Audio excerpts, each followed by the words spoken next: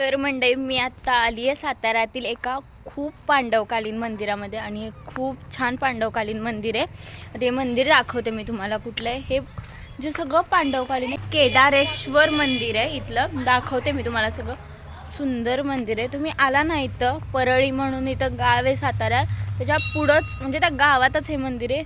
सुंदर जुने शिलालेख आहेत, सगळं जुनं आहे, म्हणजे खूप छान आहे. मी तुम्हाला पहिल्यापासून दाखवते त्या मंदिराच्या एंट्रन्सपासून नक्की शेवटपर्यंत पूर्ण व्लॉग बघा, खूपच सुंदर आहे.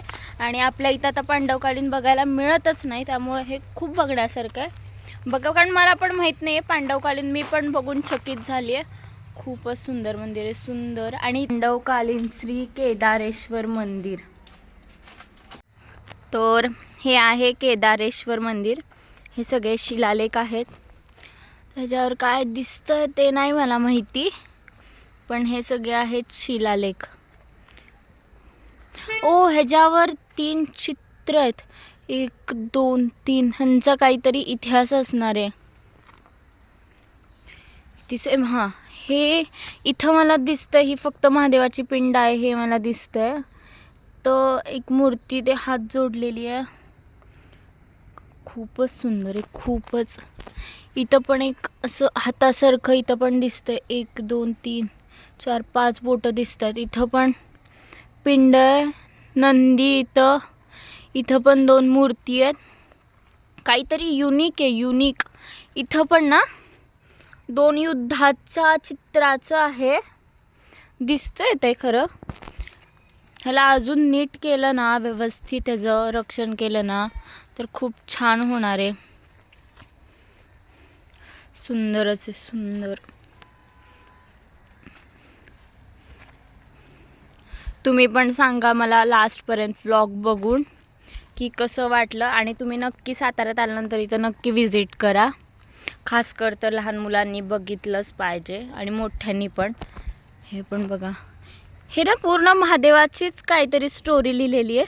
तर दिसतीये महादेवाची पिंड,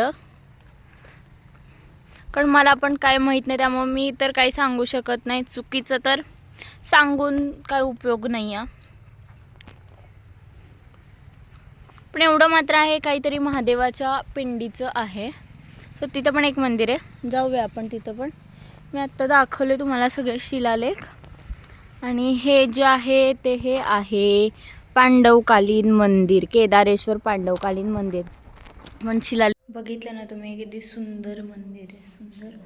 खूप थंड आहे मंदिराच्या आतमध्ये, खूपच सुंदर असं मंदिर आहे, जे खरंच प्रत्येकाने इथे यायला पाहिजे. जे कोरीव जे शिल्प आहेत ना, खरंच खूपच सुंदर आहेत. म्हणजे पहिल्या काळात कसं करत असतील पॉईंट. आत्ता एक टेक्नॉलॉजी आल्या, सगळं AI आलं आहे, पण पहिलं हे जे माझ्यासमोर जे नंदी आहे ना काय, आणि त्याच्यावरचं जे कोरीव काम आहे बघा, सुंदर. मी शब्दात नाही सांगू शकत, जे मीच खूप आश्चर्य झाली पहिल्यांदा बघते. सरळच महादेवाचं मंदिर आहे, दिसत असेल तुम्हाला.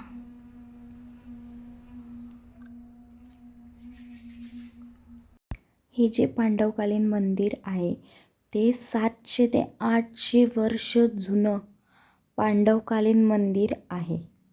आणि त्याच्यावरचं जे कोरीव शिल्प आहे ना, खरंच शब्दात तर सांगूच शकत नाही.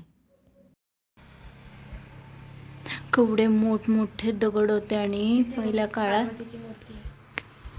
आणि आतमध्ये शंकर पार्वतीची मूर्ती आहे. खूपच छान मंदिर आहे, खरंच तेच आहे, जुनंच आहे आणि ओपनच मंदिर आहे. जाऊन बघ. खूपच. हे वरती बघा कसे अर्ध्या कमळाच्या आकाराच्या डिझाईन केलेले आहेत. म्हणजे मी तर एकच विचार करते की हा डिझाईन कशा केल्या असतील. डिझाईन्स एवढ्या त्या आपण कोरीव, एवढ्या प्रॉपर डिझाईन आहेत बारीक.